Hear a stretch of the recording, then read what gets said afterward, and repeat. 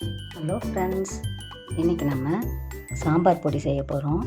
அதுக்கு தேவையான பொருட்கள்: காஞ்ச மிளகாய், உளுந்து 1 டேபிள் ஸ்பூன், கடலைப்பருப்பு 1 டேபிள் ஸ்பூன், கருவேப்பிலை, நெய், தனியா 100 கிராம்,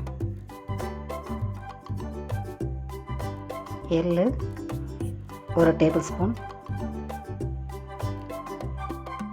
இவ்வளோதாங்க சாம்பார் பொடி செய்கிறதுக்கு தேவையான பொருட்கள். வாங்க சாம்பார் பொடி எப்படி செய்கிறதுன்னு பார்க்கலாம்.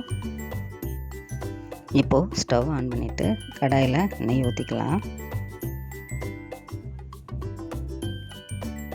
நெய் சூடான பிறகு கடலைப்பருப்பு, உளுந்து, தனியா, காஞ்ச மிளகாய் சேர்த்து வறுத்து எடுத்துக்கலாம். ஸ்டவ்வை சிம்மில் வச்சு ப்ரௌன் ஆகிற வரையும் வறுத்து எடுத்துக்கலாம்.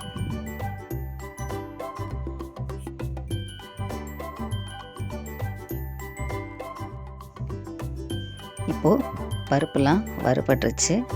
ஸ்டவ்வை ஆஃப் பண்ணிக்கலாம்.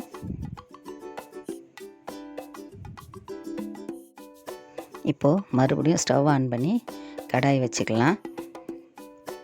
எள்ளு, கருவேப்பிலை சேர்த்து வறுத்துக்கலாம். ஸ்டவ்வை சிம்மில் வச்சு வறுத்துக்கலாம்.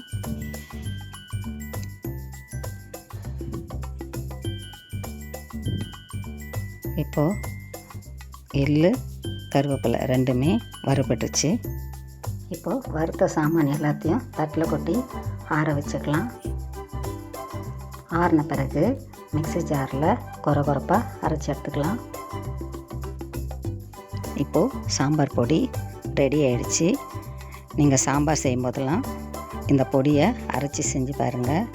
சாம்பார் சுவையாகவும் மணமாகவும் இருக்கும். இதை நீங்கள் ஒரு வாட்டி ட்ரை பண்ணி பாருங்கள். இந்த வீடியோ உங்களுக்கு பிடிச்சிருந்ததுன்னா லைக் பண்ணுங்கள், ஷேர் பண்ணுங்கள், சப்ஸ்கிரைப் பண்ணுங்கள். பாய்.